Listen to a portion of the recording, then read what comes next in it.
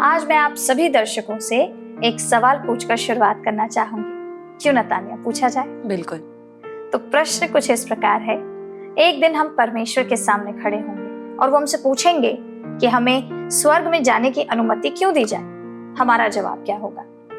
क्या हम कहेंगे मैंने अच्छे इंसान बनने की कोशिश की, हम सबके साथ दयालु थे और जब भी हो सका लोगों की मदद की, या शायद हम कहेंगे हम जितनी अच्छी पत्नी हो सकें, जितने अच्छे पति हो सके और हमारे बच्चे बहुत अच्छे निकले, या फिर हमने अपने चर्च की सारी शर्तें पूरी करी, सब काम किए और अपने सारे खाली समय प्रभु के काम में लगाया। क्या उत्तर होगा आपका? मुझे लगता है कि हम में से कुछ ये कह सकते हैं कि हम रोज बाइबल पढ़ते थे, दिन में 2 बार प्रार्थना करते थे और पाप ना करने की पूरी कोशिश करते थे। ये सब अच्छी बातें हैं, लेकिन असली सवाल तो ये है कि क्या यही हमें स्वर्ग में ले जाएगा? हम परमेश्वर को क्या कारण देंगे कि वो हमें अनंत अलगाव से बचाए और अपने राज्य में आने दे? आज हम ठीक इसी विषय पर बात करेंगे, खासकर महिलाओं के रूप में हमारे जीवन में अनुग्रह और कार्यों के सत्य के बारे में। आप जानते हैं नतानिया, बहुत समय तक मैं सोचती थी कि मुझे जवाब पहले से पता है। मैं ये मानते हुए बड़ी हुई कि मैं एक मसीही हूँ, क्योंकि मैं मसीह होने की सभी शर्तों को पूरा करती थी। मैंने अपने चर्च की सारी आवश्यकताएं पूरी की। मैं संडे स्कूल की एक बड़ी अच्छी छात्रा थी, सारे सही जवाब जानती थी और अच्छी लड़की बनने की पूरी कोशिश करती थी। बाहर से देखने में लगता था कि संभवतः मैं सब कुछ सही कर रही हूँ, लेकिन अंदर से मैं थक चुकी थी। मैं लगातार परमेश्वर की कृपा कमाने के लिए चर्च की गतिविधियों में व्यस्त रहती थी, जिनमें से कई का यीशु के साथ वास्तविक संबंध बनाने से बहुत कम लेना देना होता था। वाणी, ये कुछ ऐसा है जिसे हम में से कई महिलाएं चुपचाप अनुभव करती हैं, है ना? विश्वास एक प्रदर्शन बन जाता है, संबंध नहीं। और पूर्णतावाद की उस बेचैन खोज में 2 अत्यंत पापपूर्ण प्रवृत्तियां विकसित हो जाती हैं। जब हम किसी चीज में सफल होते हैं, चाहे वो सेवा में अच्छा करना हो, कलीसिया में कुछ हासिल करना हो, या ये महसूस करना कि हम सब कुछ सही कर रहे हैं, तब हम घमंडी और आत्मधार्मिक हो जाते हैं। और जब चीजें हमारी उम्मीद के अनुसार नहीं होती, तब हम टूट जाते हैं। हम गहरी निराशा में गिर जाते हैं, क्योंकि हमें लगता है कि हम सबको, खासकर परमेश्वर को निराश कर रहे हैं। इसलिए हम लगातार घमंड और निराशा के बीच झूलते रहते हैं और हम कभी भी इतने अच्छे नहीं हो पाते कि प्रयास करना बंद कर दें। जी हाँ, और हमारे जीवन के सबसे कठिन मौसमों में दर्द के बीच हम खुद से पूछते हैं, परमेश्वर हमारे सारे मेहनत का इनाम क्यों नहीं दे रहे हैं? हम भ्रमित और धोखा खाया हुआ महसूस करते हैं और उन क्षणों में एक डरावना विचार आता है, शायद हमारी मेहनत अभी भी काफी नहीं है, शायद हम उनके प्रेम और कृपा के योग्य नहीं हैं। और यही कारण है कि अनुग्रह और कार्यों के बीच अंतर समझना इतना महत्वपूर्ण है। आज हम उस स्वतंत्रता के बारे में बात करेंगे जो तब आती है जब हम परमेश्वर के प्रेम को कमाने की कोशिश करना छोड़ देते हैं और अंत में उस अनुग्रह को समझ लेते हैं जो यीशु ने पहले ही हमें दे दिया है। कभी कभी वे कठिन प्रश्न जो हम पूछते हैं वही हमें सच्चाई के और करीब ले जाता है। हम समझते हैं कि परमेश्वर वास्तव में कौन है। इसे सच में जानने का एकमात्र तरीका है उसके वचन के पास सीधे जाना। पूरी बाइबल, हर एक पुस्तक, हर एक कहानी, हर एक प्रतिज्ञा यीशु मसीह की ओर संकेत करती है और ये एहसास सब कुछ बदल देता है। जी हाँ, और मेरे लिए ये सच भी हुआ है। मुझे 2 मजबूत भावनाएं एक साथ महसूस हुई, शर्म और गुस्सा। शर्म कि मैं चर्च में बड़ी हुई, फिर भी परमेश्वर के वचन के इस केंद्रीय सत्य को नहीं समझ पाई, और गुस्सा कि मैंने इतने साल ये सोचकर बिताए कि मसीही जीवन मुख्य रूप से मेरे प्रदर्शन पर आधारित है। परंतु परमेश्वर का धन्यवाद है कि बाइबल एक बिल्कुल ही अलग कहानी बताती है। बिल्कुल, जैसे जैसे हम पढ़ते जाते हैं, पवित्र शास्त्र हमें एक बात दिखाता है, हम उतने अच्छे नहीं हैं जितना हम सोचते हैं। ये सबके लिए नम्र करने वाली बात है। हम समझते हैं कि हम भी बाकी सबकी तरह पापी हैं और परमेश्वर हमें कुछ भी उधार नहीं देता, ना आशीष, ना आराम, ना ही हमारे मन की इच्छाएं। ये कठिन सत्य है और इसी बात से सुसमाचार की सुंदरता आरंभ होती है। जी हाँ, क्योंकि पवित्र शास्त्र हमारे पाप को दिखाते हुए हमें कुछ और भी बड़ा दिखाता है। परमेश्वर हमें फिर भी प्रेम करता है, हमारे टूटेपन में भी, हमारे पापी और अपूर्ण अवस्था में भी। उसने यीशु को हमारे पापों से बचाने के लिए भेजा और अनंत जीवन का मुफ्त उपहार हमें दे दिया। मसीह के द्वारा हम केवल क्षमा ही नहीं पाए हैं, बल्कि परमेश्वर के परिवार में उसके बच्चे के रूप में अपनाए गए हैं। ये बहुत शक्तिशाली सत्य है। हम प्रयासरत सेवकों से प्रिय संतानों में बदल जाते हैं और इसके साथ एक अद्भुत वादा आया कि कुछ भी हमें परमेश्वर के प्रेम से अलग नहीं कर सकता। कोई असफलता, कोई कठिनाई, कोई गलती नहीं। एक बार जब हम उसके हो गए तो हम उसके हाथों में सुरक्षित हैं। यह सत्य परमेश्वर के साथ हमारे संबंध को पूरी तरह बदल देता है। हम अंत में समझते हैं कि परमेश्वर के प्रेम को कमाने के लिए हम कुछ भी नहीं कर सकते और साथ ही हम कुछ भी करके उसका प्रेम खो भी नहीं सकते। यही सुसमाचार का सार है। पवित्र शास्त्र कहता है कि न मृत्यु, न जीवन, न स्वर्गदूत, न शासक, न वर्तमान की बातें, न भविष्य की बातें, सारी सृष्टि में कुछ भी हमें मसीह यीशु में परमेश्वर के प्रेम से अलग नहीं कर सकता। और यही हम उस शब्द पर आते हैं जिसे हम चर्च में अक्सर सुनते हैं लेकिन पूरी तरह नहीं समझते, और वो शब्द है अनुग्रह।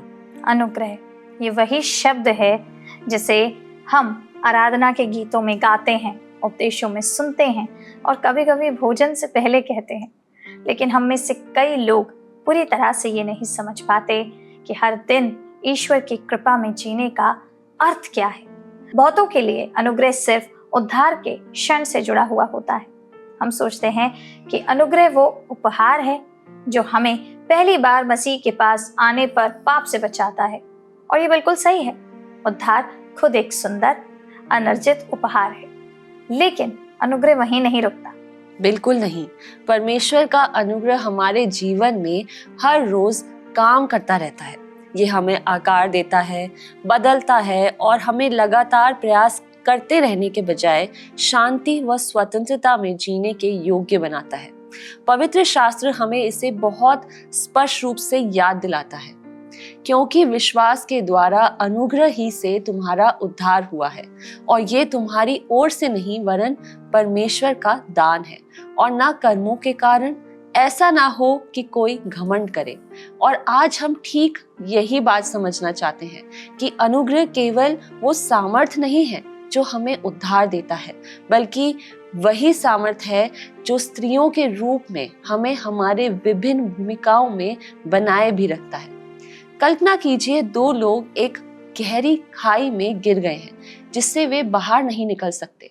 दीवारें बहुत खड़ी हैं, मिट्टी पैरों के नीचे खिसक रही है और कितनी भी कोशिश करें वे ऊपर नहीं पहुंच पाते। पहला व्यक्ति सिर्फ मेहनत से निकलने का फैसला करता है। वो पत्थर जमा करता है, पैर रखने की जगह बनाता है और जितना ऊंचा कूद सकता है कूदता है। हर बार गिरने पर और भी ज्यादा जोर लगाता है। वो मानता है कि अगर वो काफी मेहनत करे, काफी मजबूत हो जाए या काफी देर तक कोशिश करे तो वो बाहर निकल जाएगा। हमारे आत्मिक जीवन में कर्मों के आधार पर जीना अक्सर ऐसा ही दिखाई देता है जैसे लगातार प्रयास करना कि हम अपने व्यवहार, उपलब्धियों और धार्मिक प्रयासों से परमेश्वर के लिए काफी अच्छे साबित हों। दूसरा व्यक्ति भी शुरुआत में प्रयास तो करता है। वो भी पहले व्यक्ति की तरह ही दीवारों पर चढ़ने की कोशिश करता है और पत्थर इकट्ठा करता है, लेकिन कुछ समय बाद उसे एक महत्वपूर्ण बात समझ में आती है। गड्ढा इतना गहरा है कि किसी भी मात्रा का प्रयास उन्हें ऊपर तक पहुंचाने के लिए कभी पर्याप्त नहीं होगा। तभी उनके ऊपर एक बचाने वाला प्रकट होता है और अंधकार में एक मजबूत रस्सी नीचे लटकाता है। बचाने वाला मदद का प्रस्ताव मुफ्त में देता है। गड्ढे में पड़े व्यक्ति ने ना तो वो रस्सी बनाई, ना ही उसने उस उद्धार को कमाया, और ना ही वो उस प्रयास के योग्य है जो बचाने वाला उसके लिए कर रहा है। वो केवल इतना ही कर सकता है कि वो बचाने वाले पर भरोसा करे, रस्सी को थाम ले और स्वयं को बाहर निकाले जाने दे। यही अनुग्रह की तस्वीर है। उद्धार कोई ऐसी चीज नहीं है जिसे हम पर्याप्त ऊंचाई तक चढ़कर या पर्याप्त मेहनत करके प्राप्त कर लें। ये एक उपहार है जो हमें तब दिया जाता है जब हम ये समझ लेते हैं कि हम स्वयं को बचा नहीं सकते। हमारे अच्छे काम वो सीढ़ी नहीं है जो हमें गड्ढे से बाहर निकालते हैं, बल्कि वे कृतज्ञता भरे कदम हैं जो हम तब उठाते हैं जब हम पहले ही सुरक्षित रूप से ठोस जमीन पर खड़े होते हैं। हम अच्छे काम उद्धार पाने के लिए नहीं करते हैं, बल्कि इसलिए करते हैं क्योंकि हम पहले से ही उद्धार पा चुके हैं। वाह, कितनी सुंदर कहानी है ये, लेकिन सच में हम सबको एक आईना दिखाने वाली है। सबसे सुंदर बातों में से एक जो हम समझने लगते हैं ये है कि परमेश्वर का अनुग्रह केवल उद्धार के उस क्षण के लिए ही नहीं है, वो हमारे हर दिन हर क्षण में भी प्रकट होता है। परमेश्वर का अनुग्रह हमें बदले हुए जीवन जीने के लिए एक नई सामर्थ्य देता है, सिर्फ कलीसिया में या प्रार्थना के समय ही नहीं, बल्कि जीवन के वास्तविक और साधारण क्षणों में भी। यही वो अनुग्रह है जो हमें प्रेम करने में सहायता करता है, जब हमारा मन दूर हटने का होता है, क्षमा करने में मदद करता है जब हम गहराई से आहत होते हैं, और हमें सामर्थ्य देता है जब हम पूरी तरह से थक चुके होते हैं। और ऐसे क्षण हमारे जीवन के सबसे साधारण हिस्सों में बार बार आते रहते हैं। सचमुच वाणी और अनुग्रह तब दिखता है जब हम परिवार की देखभाल कर रहे होते हैं, मुश्किल सहकर्मियों से निपट रहे होते हैं या तनावपूर्ण स्थितियों से गुजर रहे होते हैं। इन सभी रोजमर्रा के क्षणों में परमेश्वर का अनुग्रह हमारे लिए उपलब्ध होता है, ताकि हम अपनी स्वाभाविक प्रतिक्रियाओं के बजाय उसके अद्भुत प्रेम के साथ प्रतिक्रिया दे सकें। ये हम सबके लिए एक बहुत महत्वपूर्ण याद दिलाने वाली बात है, क्योंकि हम में से बहुत से लोग अपने ही बल और प्रयासों के द्वारा जीवन संभालने की कोशिश करते हैं, और यही हमें एक ऐसी बात में ले जाता है जिससे हम में से बहुत से लोग जूझते हैं। वो है आत्मनिर्भरता का दबाव। जी हाँ नतान्या, ये एक बहुत बड़ी समस्या भी है। हम में से बहुत से लोग जिम्मेदारियों का एक बहुत भारी बोझ उठाए रहते हैं। हमें लगता है कि सब कुछ ठीक करना हमारे ही ऊपर है, हमारे विवाह, हमारे परिवार, हमारे घर, हमारा काम और यहाँ तक कि दूसरों की समस्याएं भी। हम इस भावना को बहुत अच्छी तरह से जानते हैं, है ना? विश्वास रखने वाली स्त्रियों के रूप में कभी कभी हम ये मान लेती हैं कि हमें सब कुछ अपने दम पर संभाल लेना चाहिए। ये स्वीकार करना कि हम नहीं कर सकती हमें असफलता जैसा दिखाई देता है, ऐसा लग सकता है। लेकिन परमेश्वर हमसे कभी ये नहीं चाहता कि हम अपने बोझ अकेले उठाएं। हमारे सबसे कठिन क्षणों में भी हम में से बहुत सी महिलाएं सहायता के लिए प्रार्थना तो करती हैं, लेकिन फिर भी समाधान अपने दम पर ही ढूंढने की कोशिश करती हैं और अधिक प्रयास करके सही बातें कहकर सब कुछ पूरी तरह से सही करने की कोशिश करती रहती हैं। ये एक बहुत ही सामान्य संघर्ष है वाणी, लेकिन समय के साथ हम ये समझने लगते हैं कि परमेश्वर का अनुग्रह पर्याप्त है, न सिर्फ हमारे दिलों को चंगा करने के लिए, बल्कि उन चीज़ों को भी बहाल करने के लिए जो हम नियंत्रित नहीं कर सकते। अपनी कमजोरियों को छिपाने या अपनी ताकत से जीतने की बजाय हम उन्हें परमेश्वर के पास ले जा सकते हैं, क्योंकि उसकी सामर्थ्य वही सबसे उत्तम रीति से कार्य करती है जहां हमारी शक्ति समाप्त हो जाती है। जी हाँ, तो फिर प्रश्न ये बनता है कि रोजमर्रा के जीवन में उस अनुग्रह को जीना वास्तव में कैसे दिखता है? विश्वास रखने वाली स्त्रियों के रूप में हमें केवल परमेश्वर के अनुग्रह को प्राप्त करने के लिए ही नहीं बुलाया गया है, बल्कि उसे दूसरों तक पहुंचाने के लिए भी बुलाया गया है। अनुग्रह के सुसमाचार के अनुसार जीने का अर्थ है कि हम अपने दैनिक संबंधों में नम्रता, करुणा और प्रेम के साथ चलें। पवित्र शास्त्र हमें बहुत सुंदर तरीके से वर्णन करता है मेरी बहनों। हमें कहा गया है कि हम करुणामय, हृदय, दयालुता, नम्रता, कोमलता और धैर्य को धारण करें, एक दूसरे को सहन करते हुए और एक दूसरे को क्षमा करें जैसे प्रभु ने हमें क्षमा किया है। बहुत ही सुंदर बात है वाणी, लेकिन यहाँ हम एक और प्रश्न पर आते हैं कि जब हम व्यक्तिगत रूप से संघर्ष करते हैं तब हम क्या कर सकते हैं। वहीं पर अनुग्रह हमें अद्भुत रूप से स्वतंत्र करता है। अनुग्रह का अर्थ है कि हम स्वयं को अपूर्ण होने की अनुमति दें। इसका अर्थ है ये विश्वास करना कि परमेश्वर हमें ठीक वहीं मिलता है जहां हम हैं, बिना दोष ठहराए, बिना लज्जा के। लेकिन इस प्रकार जीना हमेशा स्वाभाविक नहीं होता। अनुग्रह को अपनाना एक ऐसा चुनाव है जो हमें हर दिन करना पड़ता है। ये विश्वास करने का चुनाव कि परमेश्वर का अनुग्रह सच में पर्याप्त है। बिल्कुल सही नतान्या। तो हम वास्तव में अनुग्रह में कैसे बढ़े, अब ये प्रश्न उठता है। हम कैसे परमेश्वर के अनुग्रह को अपने हर दिन के जीवन को आकार देने दें। आइए एक सरल लेकिन शक्तिशाली बात से शुरुआत करते हैं, कृतज्ञता। दिन की भागदौड़ शुरू होने से पहले आइए एक क्षण निकालें और परमेश्वर के अनुग्रह को स्वीकार करें, उसकी दया के लिए और उस नए दिन के लिए जो उसने हमें दिया है, उसका धन्यवाद करें। हर सुबह इस बात की एक नई याद दिलाती है कि परमेश्वर ने हमसे हार नहीं मानी है, मुझसे हार नहीं मानी है। जब हम अपने दिन की शुरुआत इस सच्चाई को याद करते हुए करते हैं, यह हमारे दृष्टिकोण को बदल देता है, एक नया आकार देता है और हमें वही अनुग्रह दूसरों तक बढ़ाने में सहायता करता है। अनुग्रह को अपने जीवन में उतारने का एक और महत्वपूर्ण कदम है क्षमा करना सीखना। क्षमा करना बहुत कठिन हो सकता है, विशेषकर जब किसी ने हमें गहराई से आहत किया, लेकिन अनुग्रह हमें सिखाता है कि क्षमा भी अर्जित नहीं की जाती। ठीक वैसे ही जैसे परमेश्वर का अनुग्रह हमें बिना कमाए मिलता है। जब हम क्षमा करने का चुनाव करते हैं तो हम उसी प्रेम को दर्शाते हैं जो परमेश्वर ने हमें दिखाया है। हम कड़वाहट को पकड़े रहने के बजाय उसके अनुग्रह को अपने जीवन के द्वारा बहने देते हैं। एक और क्षेत्र जहां अनुग्रह हमें बदलता है वो है हमारा पूर्णतावाद से संघर्ष। हम अक्सर अपने ऊपर बहुत अधिक दबाव डालते हैं कि हम हर काम पूरी तरह से सही करें। एक आदर्श पत्नी, एक आदर्श माँ, एक आदर्श कर्मचारी और एक आदर्श मसीही बनने के लिए। और इस प्रकार का लगातार प्रयास अंततः हमें थका देता है। अनुग्रह हमें उस दबाव को छोड़ने के लिए आमंत्रित करता है।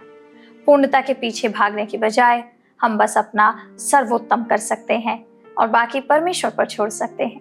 उसका अनुग्रह हमारी कमजोरियों में हमसे मिलता है और हमारे थके हुए हृदयों को फिर से ताज़ा कर देता है, नया कर देता है। बिल्कुल सत्य बात है ये वाणी, और सच बताऊं तो मैंने अपने जीवन में इस बात को अनुभव भी किया है। एक और व्यवहारिक कदम है शांति के लिए स्थान बनाना। जीवन व्यस्त और शोर भरा है और दिन भर में बिना रुके परमेश्वर की उपस्थिति को स्वीकार किए बिना आगे बढ़ जाना बहुत आसान है। लेकिन जब हम जानबूझकर ठहराव के पल बनाते हैं, चाहे वो प्रार्थना के द्वारा हो, एक वचन पढ़ने के द्वारा या बस शांत होकर कुछ क्षण गहरी सांस लेने के द्वारा, तब हम स्वयं को याद दिलाते हैं कि परमेश्वर हमारे निकट है। वे छोटे छोटे ठहराव हमारे हृदय को पूरी तरह से फिर से केंद्रित कर सकते हैं। बिल्कुल। स्त्रियों के रूप में हमें अपने प्रति दयालु होना सीखना चाहिए। हम में से बहुत सी महिलाएं अपने भीतर लगातार आत्म आलोचना की आवाज़ को उठाए रहती हैं। हम अपनी गलतियों को बार बार दोहराती हैं, स्वयं को कठोरता से परखती हैं, महसूस करती हैं कि हम कभी भी पर्याप्त नहीं हैं, क्या कहते हैं उसे, सफिशिएंट नहीं है। लेकिन परमेश्वर का अनुग्रह केवल दूसरों के लिए ही नहीं, हमारे लिए भी है। परमेश्वर के अनुग्रह को स्वीकार करने का अर्थ है कि हम उसके प्रेम को अपनी असफलताओं को ढकने दें और ये विश्वास रखें कि वो हम में कार्य कर रहा है, तब भी जब हम कम पड़ जाते हैं। और जब हम इस प्रकार जीना शुरू करते हैं तो कुछ सुंदर दिखने लग जाता है। ये बात बिल्कुल सत्य है। हम परमेश्वर के प्रेम की बदलने वाली सामर्थ का अनुभव करने लगते हैं। अनुग्रह हमें याद दिलाता है कि हमारा मूल्य हमारे कार्यों या हमारी योग्यता से नहीं आता, वो परमेश्वर के सिद्ध प्रेम से आता है और वही प्रेम हमें बदल देता है। और विश्वास रखने वाली स्त्रियों के रूप में हम इस सुंदर सच्चाई में विश्राम कर सकती हैं कि अनुग्रह केवल उस क्षण के लिए नहीं है जब हमें उद्धार मिला। ये आज के लिए है, कल के लिए है और आने वाले हर दिन के लिए है। जब हम अनुग्रह के अनुसार जीना सीखते हैं तो हम परमेश्वर की शांति, उसके प्रेम और उसके बदलने वाले कार्य को अपने जीवन के सबसे साधारण क्षणों में भी अनुभव करने लगते हैं। जी हाँ, जब हम वास्तव में मसीह का अनुभव करते हैं तो हम इस प्रकार जीते हैं कि हमारा जीवन उसका प्रतिबिंब बन जाए, ताकि दूसरे लोग भी उस भरपूर जीवन का अनुभव कर सकें जो वो प्रदान करता है। यीशु ने स्वयं उस जीवन को बहुत स्पष्ट रूप से वर्णित किया जब उन्होंने कहा कि चोर चोरी करने, घात करने और नाश करने आता है, परंतु वे इसलिए आए कि हम जीवन पाएं और वो भी बहुत आयत से पाएं।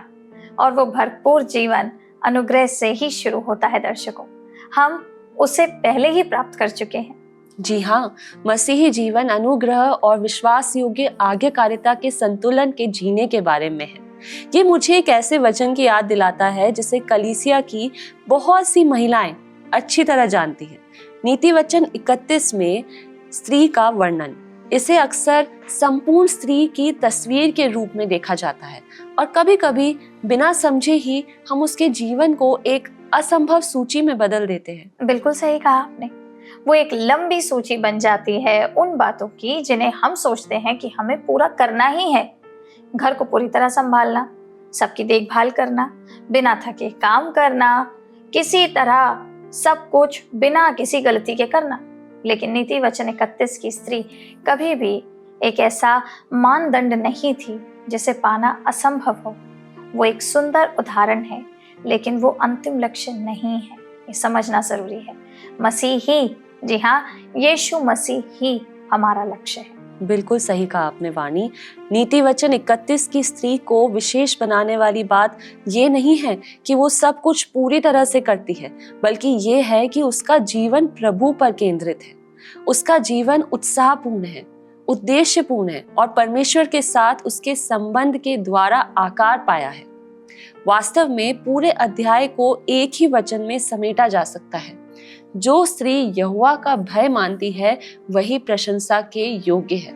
इसका अर्थ है कि वो परमेश्वर को गहराई से जानती है, उसका आदर करती है, उसने उसके उद्धार का अनुभव किया है और उसके अनुग्रह को वो अच्छी तरह समझती है और इसी कारण उसका जीवन स्वाभाविक रूप से उसका प्रतिबिंब बन जाता है। पवित्र शास्त्र हमें एक शक्तिशाली सत्य की याद दिलाता है।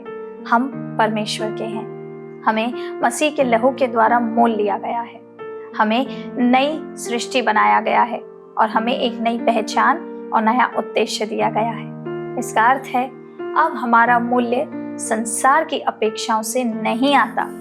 जब हम यीशु के सामने झुकते हैं तो हमारा दृष्टिकोण बदल जाता है। केवल मसीह में ही हम वास्तव में गरिमा से भरी स्त्रियां बन सकती हैं, ऐसी स्त्रियां जो उसके अनुग्रह में धोई गई हैं। जी हाँ, और पवित्र शास्त्र ये भी कहता है कि जो स्त्री प्रभु पर भरोसा रखती है वो बल और गरिमा से वस्त्र पहने रहती है। और ये बल पूर्णता से नहीं आता, नहीं, ये तो परमेश्वर के साथ दिन प्रतिदिन चलने से आता है। अनुग्रह हमें सक्षम बनाता है कि हम कठोर संसार में भी करुणामय बने रहें, कठिन परिस्थितियों में धैर्य रखें और जीवन अनिश्चित लगने पर भी आशा से भरे रहें। जब हम परमेश्वर के अनुग्रह में चलते हैं तो हमारा जीवन दूसरों के लिए एक प्रकाश बन जाता है। जो स्त्री अपने कर्मों पर आधार पर जीती है वो मानती है कि परमेश्वर के साथ उसका संबंध, उसका मूल्य और उसके राज्य में उसकी स्थिति उसके लगातार प्रयासों पर निर्भर है, उसकी प्रार्थना, उसकी सेवा, उसकी पूर्णता और उसकी उपलब्धियों पर। वो थकी हुई, भयभीत और कभी कभी निराश हो जाती है क्योंकि वो स्वयं को इस आधार पर आंकती है कि वो क्या करती है, ना कि इस पर कि मसीह में वो कौन है। दूसरी ओर हम देखते हैं जो स्त्री अनुग्रह के अनुसार जीती है वे समझती है कि परमेश्वर का प्रेम, उद्धार और कृपा पहले से ही उसके हैं। उसके कार्य, उसकी सेवा, उसकी दयालुता, उसकी विश्वास योग्यता डर या दबाव से नहीं बल्कि कृतज्ञता और भरोसे से स्वाभाविक रूप से प्रवाहित होते हैं। वो जिम्मेदारियों से काम करती है, उदारता से प्रेम करती है, उद्देश्यपूर्ण जीवन जीती है, लेकिन वो ये सब विश्राम की स्थिति से करती है, ये जानते हुए कि उसकी अंतिम सुरक्षा और व्यवस्था पहले ही से परमेश्वर द्वारा प्रदान की जा चुकी है। अनुग्रह उसे लगातार पूर्णतावाद और आत्मदोष से मुक्त करता है, जिससे वो जीवन की अनिश्चितताओं के बीच भी पूरी तरह समझदारी और आनंद के साथ जी सके। तो परमेश्वर का अनुग्रह हमें ये याद दिलाता है मेरी बहनों कि हम पहले ही से प्रेम किए गए हैं, पहले ही से स्वीकारे जा चुके हैं और उद्देश्यपूर्ण जीवन जीने के लिए पहले ही से सामर्थ्य दिए गए हैं। इसलिए आइए हम इस सच्चाई में चलें, आइए परमेश्वर के अनुग्रह में जीवन बिताएं और दूसरों तक भी उसे पहुंचाएं और उसे अपने जीवन के भीतर से बाहर तक का आकार देने दें। क्योंकि जब हम ऐसा करते हैं तो हम स्वतंत्रता, शांति और इस आनंद का अनुभव करते हैं कि हम उसमें सुरक्षित हैं। इस भाग में हमारे साथ जुड़ने के लिए आप सभी का धन्यवाद है। हमें आशा है कि आप आशीषित हुए हैं और प्रोत्साहित हुए होंगे। अगले सप्ताह तक के लिए हम आपसे विदा लेते हैं, लेकिन उससे पहले यदि आपको आज का कार्यक्रम अच्छा लगा है और आप इसे किसी साथी के साथ साझा करना चाहते हैं या दोबारा देखना चाहते हैं, तो आप हमारे Hindi YouTube channel word resounds today पर जाकर इसे फिर से देख सकते हैं। और यदि आपके पास कोई प्रार्थना परामर्श है या आप अपनी संघर्षों की बयान करना चाहते हैं, तो आप स्क्रीन पर आ रहे नंबर पर कॉल जरूर कीजिए। हमारे प्रतिनिधि आपके साथ वचन को साझा करेंगे और आपके लिए प्रार्थना करेंगे।